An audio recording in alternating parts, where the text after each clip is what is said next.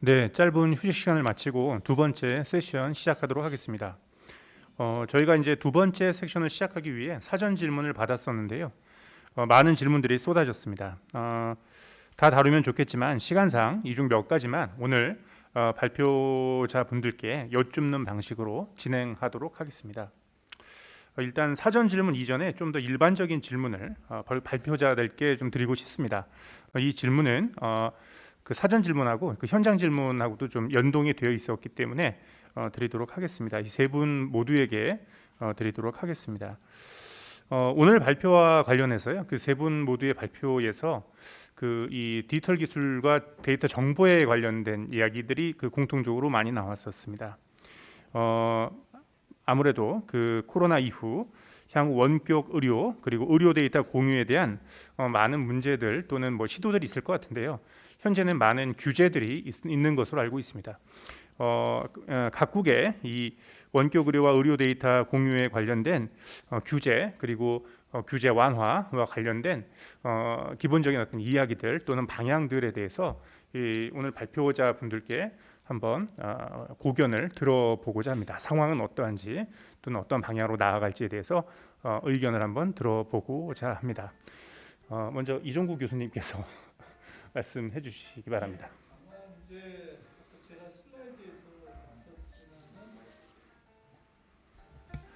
제가 슬라이드에서 저희가 보여드렸지만은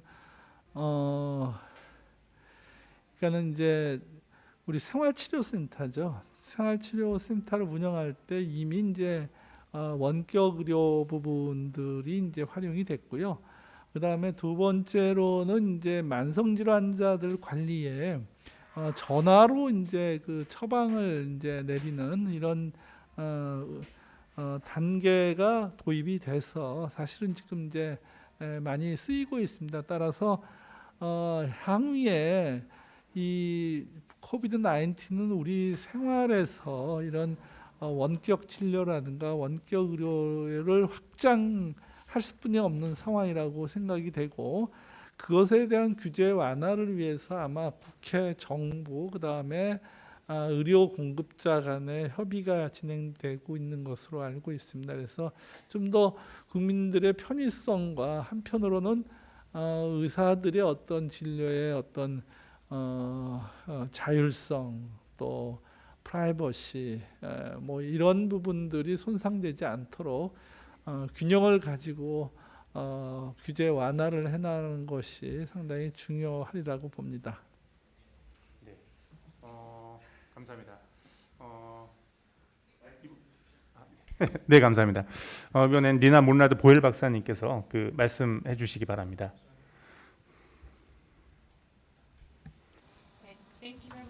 네, 질문 감사합니다. 사실 조금 광범위한 질문입니다. 이 주제와 관련해서 저도 몇 개의 슬라이드에서 언급을 하긴 했습니다. 프라이버시와 관련해서 먼저 말씀을 드리겠습니다. 제가 앞서서 언급했지만 코로나 관련 추적 앱이 있고 국가 차원에서 실시하고 있습니다. 아까도 말씀드렸지만 국경을 초월해서 모니터링이 가능합니다. 그러니까 유럽 차원에서 사용할 수 있는 앱입니다. 근데 중요한 것은 원하는 사람이 다운을 받는다는 것입니다. 그러니까 개개인이 이 다운로드를 하는 것은 개개인의 몫인 거죠. 더불어서 익명이라는 점을 말씀을 드렸습니다. 그렇기 때문에 개인 정보를 공유를 하지는 않습니다. 앱을 통해서 개인 정보를 입력하지는 않는다는 것입니다. 그렇기 때문에 다른 국가에서만큼 포괄적이지는 않을 수 있습니다. 왜냐하면 일단 최소 2명이 앱을 다운로드 받고 접촉을 했어야, 그리고 그중에 1명이 코로나 양성을 받고 그와 관련된 정보를 제공하고 그래야만 그 다른 사람이 접촉에 대한 알림을 받을 수가 있는 것이죠. 그래서 어떻게 보면 일부 국가에서 시행하고 있는 접촉자 추적에 비해서는 그렇게 광범위하지는 않을 수가 있습니다. 또 관련해서 말씀드리고 싶은 점은 프라이버시 이슈는 저희가 굉장히 중요하게 생각하는 이슈입니다. 그런데 동시에 이 국민들을 신뢰하고자 하는 의지도 있습니다. 그래서 저희 같은 경우는 코로나 검사의 양성을 받게 되면 저희가 이 사람들에게 정보를 제공하고 있습니다. 그러니까 어떻게 보면 저희 같은 경우는 시민들이 자발적으로 참여할 거라는 점에 의존을 많이 하고 있는 것이죠. 또 이 의료 데이터 공유와 관련해서는 아까도 말씀드렸지만 저희 의료 체계는 굉장히 밀접하게 연결이 되어 있습니다. 그래서 모든 병원을 연결하는 디지털 플랫폼이 있습니다. 그래서 이 병원에서 저 병원으로 전원을 할 경우에 그 환자에 대한 정보가 같이 손쉽게 공유가 될 수 있습니다. 또 health.dk라는 온라인 플랫폼이 있다고 말씀을 드렸습니다. 그래서 이 플랫폼의 모든 헬스 데이터를 저희가 업로드를 하고 환자도 이것에 접근을 할 수가 있고 일반의도 접근할 수가 있습니다. 또 동의를 한다면 이제 병원 차원에서도 해당 정보에 접근을 할 수가 있습니다. 물론 이제 이 시스템 안에는 저희가 이제 남용이나 침해를 거를 수 있는 그러한 메커니즘도 적용하고 있습니다. 이제 1차적으로는 의료진이 볼 수 있도록 되어 있지만 의료진에서도 남용을 할 수가 있기 때문에 그렇지 않도록 여러 가지 조치를 취했습니다. 예를 들면 한 의사가 환자의 데이터를 접근을 했다. 그런데 그 해당 의사가 그 환자를 지금 직접적으로 치료를 하고 있지 않은 것으로 파악이 되면 시스템 차원에서 시스템적으로 환자에게 자동으로 알림이 갑니다. 그래서 이박 시스템이라고 저희가 부르는데요. 당국과 사람들 간의 이 네트워크 시스템입니다. 그래서 이박을 통해서 환자에게 누군가가 환자 이력을 봤다는 알림이 제공이 됩니다.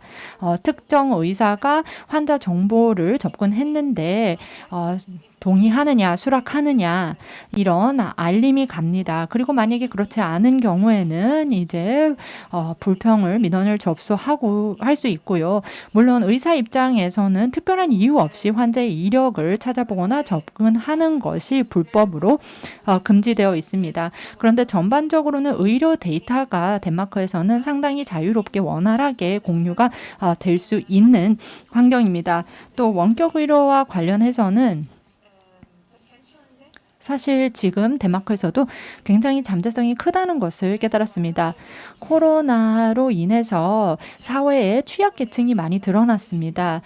특히나 보건의료 취약계층이 드러났고 이런 점을 감안했을 때 원격 의료를 증대를 해서 이 취약계층이 유선을 통해서나 의사의 진료를 받을 수 있도록 하는 데 있어서 원격 의료가 굉장히 중요하다고 보고 있습니다. 의사의 진료를 보고 또 약을 처방받을 수 있게 하는 데 있어서도 원격 의료가 굉장히 잠재성이 많습니다. 물론 원격 의료와 관련해서도 여러 가지 이슈들이 있습니다. 새로운 어떤 상태, 질환이 생겼을 때, 증상이 생겼을 때 원격 의료로 진료를 보는데 분명히 제약이 있습니다. 하지만 그럼에도 많은 잠재성이 있다고 생각하는 이유는 코로나 상황에서는 새롭게 감염이 되는 그 루트를 차단할 수 있는 방법이기 때문에 저희가 지금 하고 있습니다. 그러면 감사합니다. 다음으로 죄송합니다. 네, 감사합니다. 다음으로 로라리자 멜리칸 부국장님께서 말씀해 주시기 바랍니다. Thank you for the questions. This is regarding 네, 원격 진료와 디지털 수단에 대해서 말씀을 드리도록 하겠습니다. 디지털 헬스가 특히나 코로나19 대응하는 데 있어서 매우 중요하다고 생각합니다. 제가 발표에서도 잠시 언급했던 것으로 기억을 합니다만 정보를 신속하게 배포하는 것, 또 이런 신뢰할 수 있는 정보를 제공하는 것이 매우 중요하다 하겠습니다. 현재 말레이시아 같은 경우는 전국적으로 인터넷 통신망이 다 보급되어 있지는 않습니다. 이것이 물론 한계이긴 합니다만 코로나19 상황을 보면서 이 디지털 헬스가 얼마나 중요한지를 다시금 깨닫게 되었고 그래서 인터넷의 사용률을 올리기 위해서 노력을 하고 있고 그리고 아직 충분히 이런 통신망이 보급되지 않은 곳들에 구축을 해야 된다라는 그런 필요를 느끼고 있습니다. 디지털 헬스를 통해서 어떤 장점들이 있는지에 대해서 말씀을 드리기 전에 이런 개인정보 보호 문제를 물론 말씀을 드려야 될 것 같습니다. 말레이시아 같은 경우에도 개인정보 보호법이 있습니다. 이 데이터 정보 보호 및 개인정보 보호법이 있어서 어떤 데이터를 처리하는 데 있어서 이 내용들을 감안을 해야 합니다. 그래서 이런 법이 있기 때문에 데이터 유출에 있어서는 차단할 수 있는 방법이 있다라고 저는 생각을 합니다. 그리고 코로나19 팬데믹 속에서 우리가 또다시 깨달았던 점을 말씀을 드리자면 어떤 체계적인 시스템이 필요하다는 것인데 어떤 시스템이고 하니 코로나19 확진권에 대한 모든 내용들을 정리하고 취합하고 어떠한 또 검역 활동들을 했는지에 대한 어떤 데이터베이스가 필요하다는 것인데요. 저희는 이 코비드라는 플랫폼을 현재 구축을 했습니다. 그래서 만약에 어떤 확진 건수가 발생했을 시에 이 시스템에 바로 입력하도록 하는 플랫폼입니다. 그렇게 함으로써 그 해당 건을 분석하고 어디에 핫스팟이 있는지 어디가 온상인지 등에 대해서 파악을 하고 이것을 뭐 붉은색으로 표시를 한다든지 그렇게 하고 있는데요. 그래서 아주 좋은 시스템으로서 지금 현재 잘 활용이 되고 있습니다. 앞으로 미래에는 말레이시아는 일단 인터넷 사용률을 증대하는 것이 과제일 것이고 이런 시스템을 각 지역 또 농촌 지역까지도 확대해 나가는 것이 우리 앞으로의 과제입니다. 원격 의료 관련돼서 물론 관련된 서비스가 제공이 되고 있습니다. 그리고 코로나19 상황에서는 또 새로운 전형들이 탄생하고 있습니다. 다시 말해서 환자들이 이제 진료를 보기 위해서 사전에 예약을 하는데 응급 상황에서만 직접 진료실로 오도록 하는 그런 시스템을 구축을 하고 있습니다. 그래서 이렇게 직접 대면 진료가 아니라 어떤 가상 환경 속에서 환자들이 집에서 의사의 진료를 볼 수 있는 그런 시스템을 개발을 하였는데요. 관련해서는 많이들 높은 만족도를 보인 바 있습니다. 그리고 다양한 이니셔티브들을 통하여서 코로나19의 확산을 막으려고 노력을 하고 있습니다. 감사합니다. 네, 감사드립니다. 네, 이제 사전 질문으로 좀 들어가고요. 그리고 실시간 질문 드리도록 하겠습니다. 질문들이 이게 국내에 있는 이 공무원 분들이 많이 참여하셔서 그런지 이종구 교수님께 질문이 좀 많아서요. 이 질문은 그 두 분 이 리나 몰라드 보엘 박사님하고 노라리자 메리컨 박사님께 드리도록 하겠습니다. 간단한 질문일 수 있는데요. 현재 백신으로 코로나19 대응이 100% 가능합니까? 이렇게 질문을 하셨습니다. 답변 좀 부탁드립니다.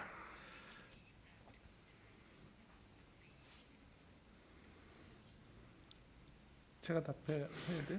아니 나중에 다른 질문들이 많아서요, 백 교수님.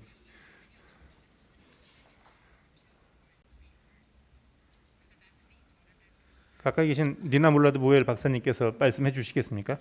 지금 현재 백신으로 코로나 대응이 100% 가능한가? 가능하지 않다면 어느 정도 가능한가?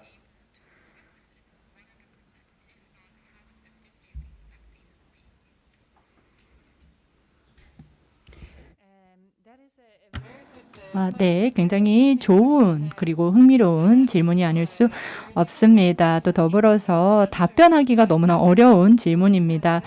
물론 저도 개인적으로 코로나가 종식되기를 희망하고 있습니다. 백신은 네, 제가 개인적인 입장에서 질문에 대한 답변을 드려야 될 것 같습니다. 저는 백신이 굉장히 중요한 역할을 할 것이라고 생각합니다. 이 박사님께서 앞서 언급한 내용에 대해서 전적으로 동의를 합니다. 평등한, 공평한 백신 접종이 필요하다라는 데 동의합니다. 많은 변이가 이루어지고 있기는 하지만 모두가 안전할 때까지는 그 누구도 안전하지 않다는 점을 저희가 기억할 필요가 있습니다. 사실 그런 점에서 코로나와 관련해서 저희가 당면하고 있는 주요 난제가 아닌가 싶습니다. 백신 접종률이 너무나 더디고 또 백신을 접종을 받고 있는 인구가 너무나 격차가 크다는 것이 문제인 것 같습니다. 저희가 완벽하게 모두에게 접종을 하지 않으면 바이러스가 계속해서 변이를 할 것이고 모든 국가, 모든 사회가 이에 대한 영향을 받을 것입니다. 그래서 백신이 과연 100% 효과적일 것인가에 대한 질문에 대해서는 그러기를 바란다 정도로 답변을 드릴 수 있을 것 같습니다. 하지만 희망한다고 밖에 말씀을 드릴 수 없을 것 같습니다. 변이도 있고요. 여러 가지 요소가 있기 때문이죠. 답변 감사합니다. 관련해서 이종구 교수님께 질문을 한번 드려보겠습니다. 사전 질문에 이런 질문이 있었는데요. 변이주 아까 발표하실 때 있었던 내용인데 변이주가 기존 코로나19와 어떤 다른 특성을 가졌는지와 진단 방법에서 변화가 필요한지 그리고 관련해서 최근 나오는 얘기인데 자가 진단 키트 활용에 관한 의견 관련해서 말씀해 주시기 바랍니다.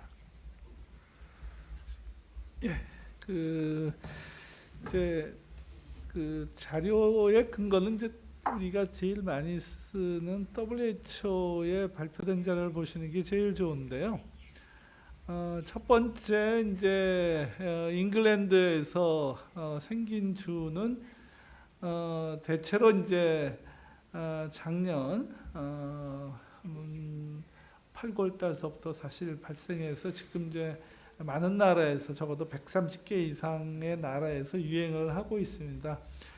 두 가지 측면에서 첫째 이제 아까 말씀드린 대로 전파 속도가 상당히 빨라졌습니다. 50%에서 70% 이상 올라갔고 그 다음에 사망자 수 그러니까 중증 환자도 상당히 늘어난 걸로 되어 있습니다.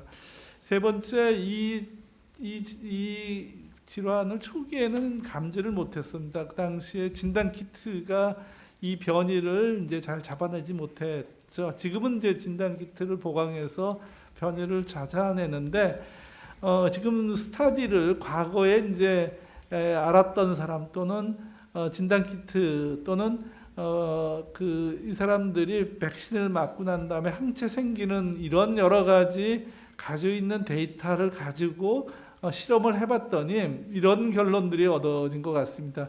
첫째는 이제 영국주는 백신에 대해서 상당히 이제 그러니까는 중화항체값이죠. 중화항체값에 크게 영향을 미치지 않을 가능성이 많다. 다소 이제 영향은 있더라도 백신이 이렇게 무력화될 정도는 아닌데 남아공의 변이주는 상당할 정도로 이제 백신에 이제 위해가 오더라. 예를 들어서 진단도 중화항체값도 상당히 이제 낮아지고 있고 그다음에 이제 이 전파 속도도 빨라지고 그럼에도 불구하고 이제 이 백신은 여전히 이제 실제 상황과 실험실 상황이 다 일치하지 않기 때문에 현재 쓰는 백신을 가지고 우리가 써야 되는 것만은 사실인 것 같습니다. 세 번째 이제 브라질의 변이주는 아직 스타디가 많이 돼 있지는 않아서 자료가 없어서 결론을 잘 내리기 어렵지만은 여전히 이 질환도 전파 속도가 빠를 것 같고 현재 개발된 백신에 어떤 영향을 미칠 가능성이 많겠다 이제 이렇게 생각을 하고 있는 것 같습니다. 전반적으로 이제 이런 변이주에 대해서 추가 접종이 필요하지 않느냐. 예를 들어서 이스라엘에서 지금 상당히 많은 예방 접종을 했는데도 불구하고 남아공 변이주의 감염이 예방 접종 안 한 사람의 7배 정도로 높더라라는 결론은 이게 이스라엘은 파이자 거를 썼는데도 불구하고 신종 이런 변이주에 대해서 백신 효과가 떨어지기 때문에 재접종을 할 가능성이 많다. 이런 것들이 지금까지 나온 이제 결론인 것 같습니다.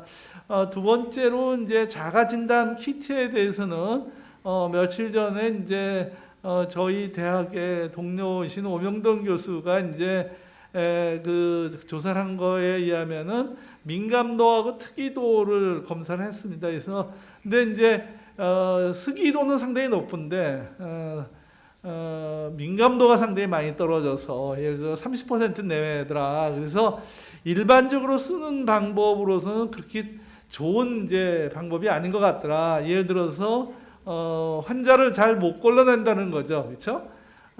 진짜 환자를 30%만 골라낸다. 이런 거기 때문에 이거를 대대적으로 어떤 스크린 테스트 목적으로 쓰기에는 상당히 어렵다.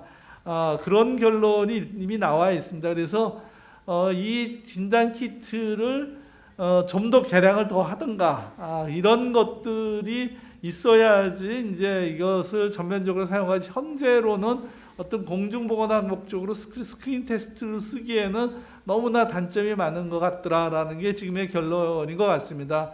물론 이제 좀 더 개량하고 방법론을 더 찾으면 모르겠는데 현재까지는 그런 것 같습니다. 예. 네, 답변 감사드립니다. 다음 질문으로는 감염병 관련 재정적 대응에 대해서 질문이 있었는데요. 우리나라에 대해서는 잘 아실 것 같고, 제가 보기엔 아까 덴마크와 말레이시아의 사례에 대한 발표에서도 관련된 내용들이 약간 언급이 되었던 것으로 기억을 합니다. 그래서 로라리자 메리칸 박사님과 니나 몰라드 보엘 박사님께 감염병 관련해서 재정 대응이 어떻게 이루어지고 있는지에 대해서 각국의 대응 상황에 대해서 아시는 대로 말씀 좀 해주시길 부탁드리겠습니다.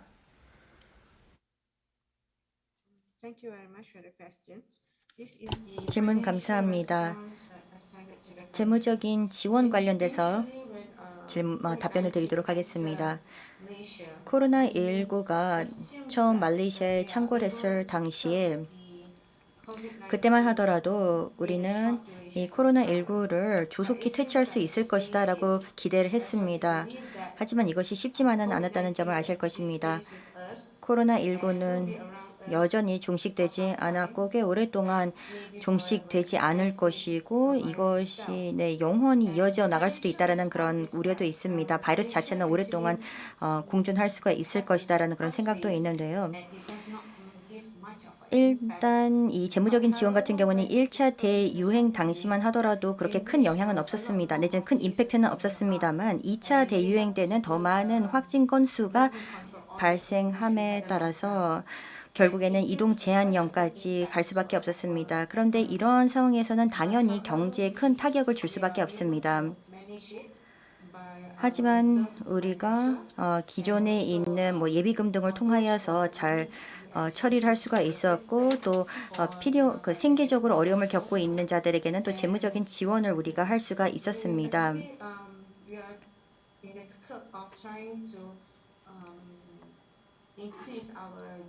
현재 말레이시아에서는 코로나19에 대처하면서 또 GDP도 늘려나가려고 노력을 하고 있는데요. 이동 제한령 당시에 이제 경제에 타격을 받는 것을 보면서 경제 활동을 크게 저해한다라는 점을 우리가 깨달았고 그렇기 때문에 코로나를 빨리 종식을 해야겠다라는 그런 의지가 생겼습니다. 그리고 뭔가 철저한 표준 방역 지침을 마련하는 것이 필요하다는 것을 느꼈습니다. 모든 부처, 모든 활동을 전개하는 데 있어서의 이런 SOP를 구축하려고 노력을 하였고 일반 대중을 대상으로도 충분히 교육을 시켜서 이 표준 방역 지침, 즉 SOP를 잘 따르도록 하였습니다. 그래야지만 더 많은 산업들이 경제 활동을 영위할 수가 있고 또 우리의 전체적인 재무적인 상황도 안정화될 수가 있기 때문입니다. 따라서 우리의 재무적인 대응 관련돼서 말씀을 드리자면 현재 재무부에서 모든 것을 총괄하고 있습니다.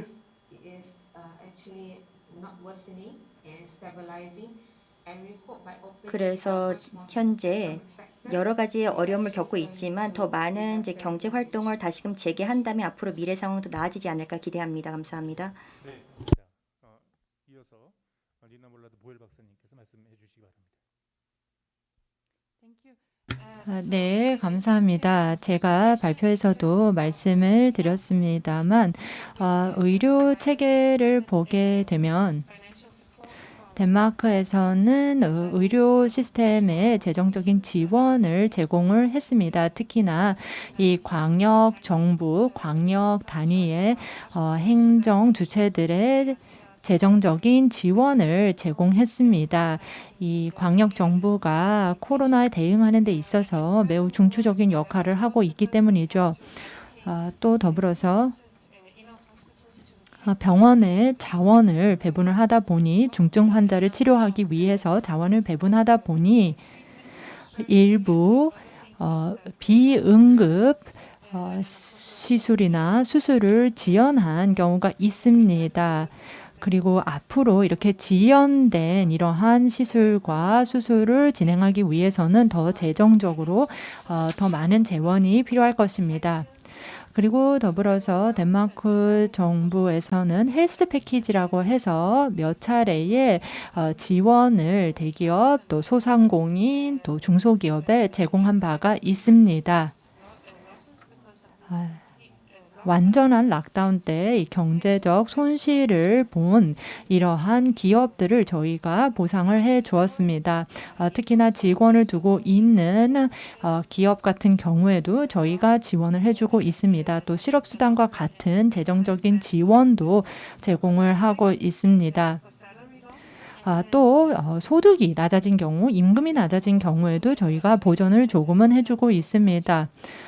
또 이 문화 산업, 예술가라든지 영화라든지 극장 업계에도 큰 피해를 본 것이 사실입니다. 그리고 이러한 업계에도 저희가 이 헬프 패키지를 제공한 바가 있습니다.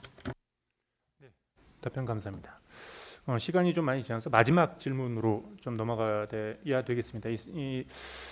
현장 질문인데요. 이종구 교수님께 온 질문입니다. 코로나 19 대응에서 K 방역으로 세계적으로 호평을 받고 있었고 우리가 영국이나 미국 등의 외국 방송에서도 이제 많이 방영되었습니다. 그런데 백신 수급이나 매일매일 확진자 수를 살펴보면 방역에 비해서 매우 진행 상황이 더딘 것 같습니다. 이종 교수님은 어떠한 다른 나라에 비해서 우리의 어떤 상황이 어떠한지 왜 이렇게 더딘지 말씀해 주십시오라고 질문이 왔습니다.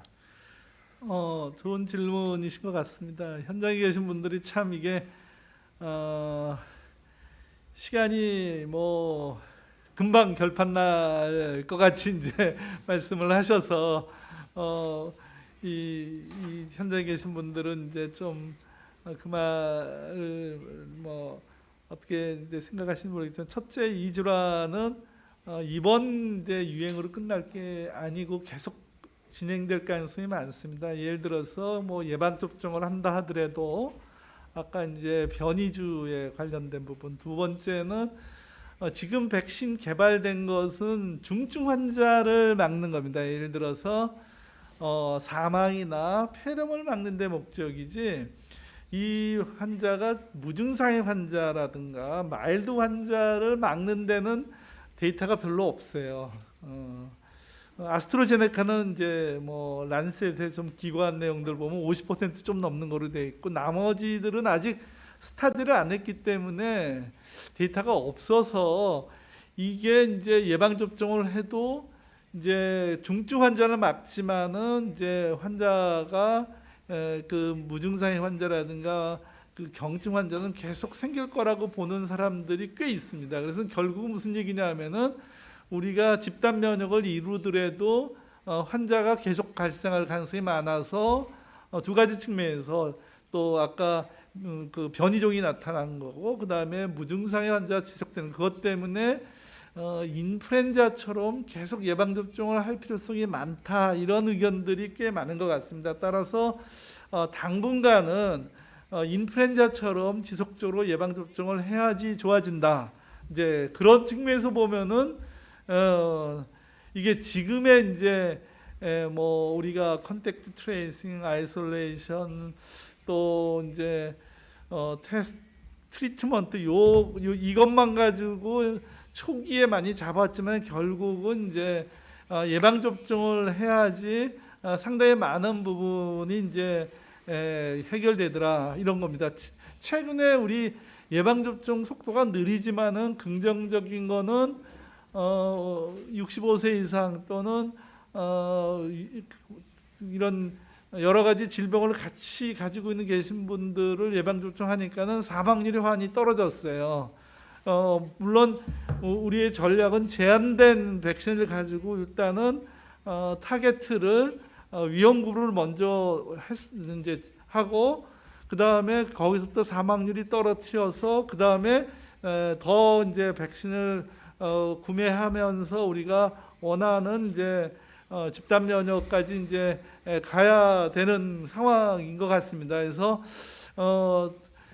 우리 이제 역시 제일 중요한 건 백신을 확보하고 확보에 따라서 예방 접종을 전개하는 속도일 텐데 사실은 예방 접종을 우리가 참 개발했으면은 참 좋아할 텐데 그 개발한다는 게 그렇게 쉽지 않은 것 같습니다. 아마 다 아시다시피 이제